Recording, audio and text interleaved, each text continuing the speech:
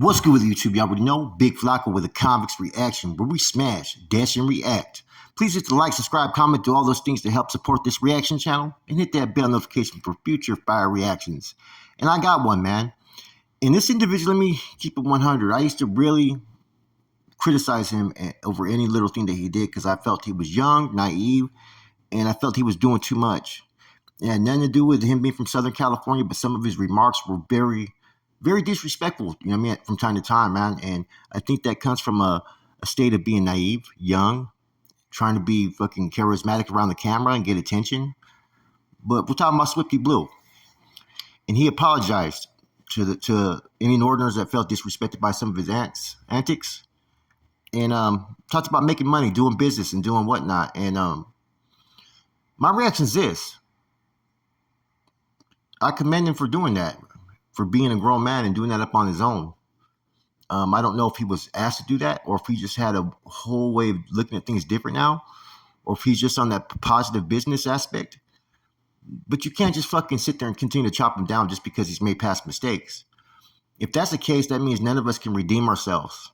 And see, he's never took any actions towards any really Northerners as far as fucking, getting down, the fucking shedding blood, and gone to the extent of other artists, right, who are a little bit more vocal. I think he was just trying to fit into a certain extent, man. And in the past, I've been real critical in calling out certain situations where you got certain artists from down south who have disrespected the North Daniels as a whole. And the reason why I've done that is I don't forget where I come from, number one. And number two, I get that no North Daniel active podcast is really going to be able to really respond back to that or address it or call it out how it is, because that's not how the North Daniel function. As everybody knows, North Daniels have one of the strictest programs out of mostly all the groups. They're not going to be allowed to do certain things. Therefore, when you had Swifty and Bozo making their remarks, someone had to say something, so I wasn't afraid to say anything, and I called it like it was, being unbiased and transparent, even though I'm not involved anymore.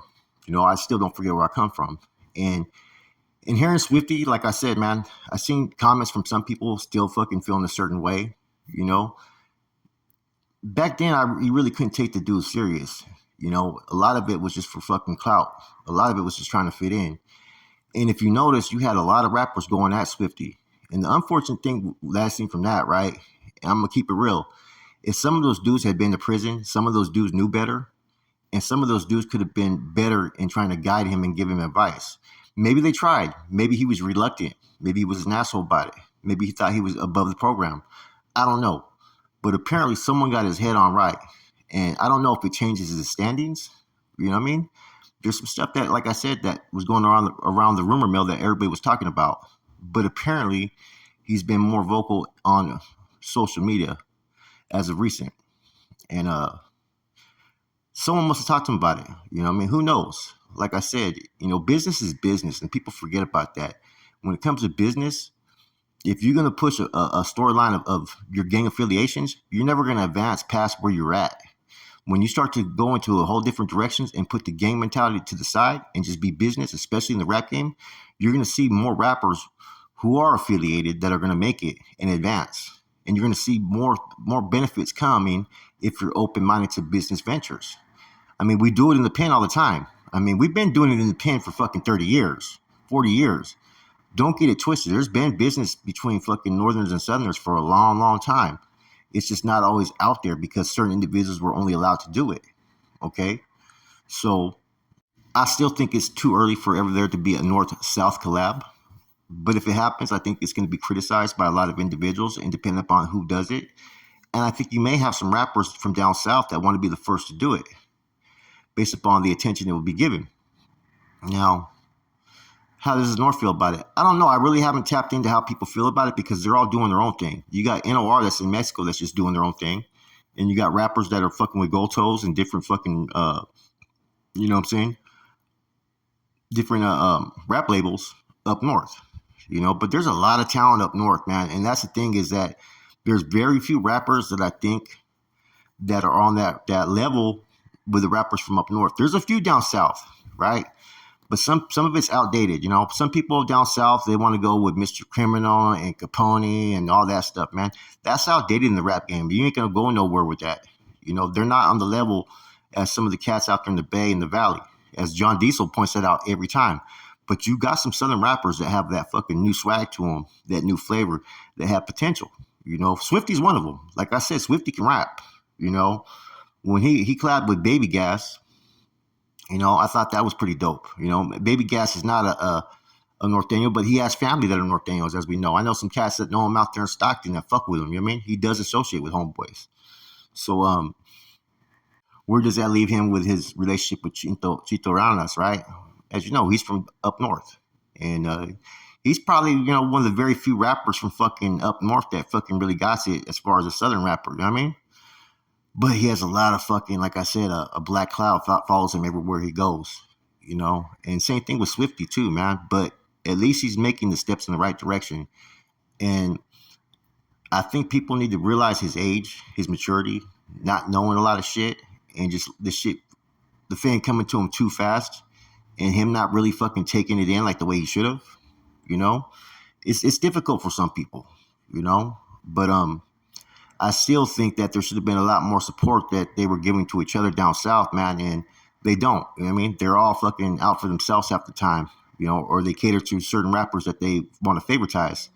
And that's why you have all these fucking issues that you see online and social media with rappers from down south that are actually Sureños that are funking.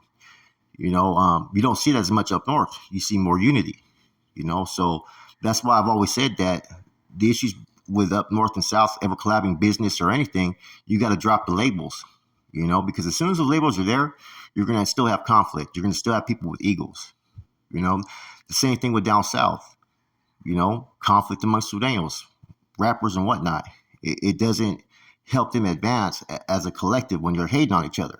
It's just like on YouTube. You guys seen the YouTubers, man, hate on each other as well, man. Jealousy and envy's a motherfucker, man. And not everybody goes about how they deal with it. Some people take it too personal that they do certain things, they attack and whatnot. And this is in the rap game, YouTube, whatever, man. And as long as you have that, it's going to be hard to get over those fucking hurdles, right? But with him, man, I think he's going in the right direction, man. And I've been really fucking critical of him because I think he got talent. I think he says a lot of shit not knowing what the fuck he's saying from time to time. But this is the first time where I'm like, okay, you want some positive shit? You apologized?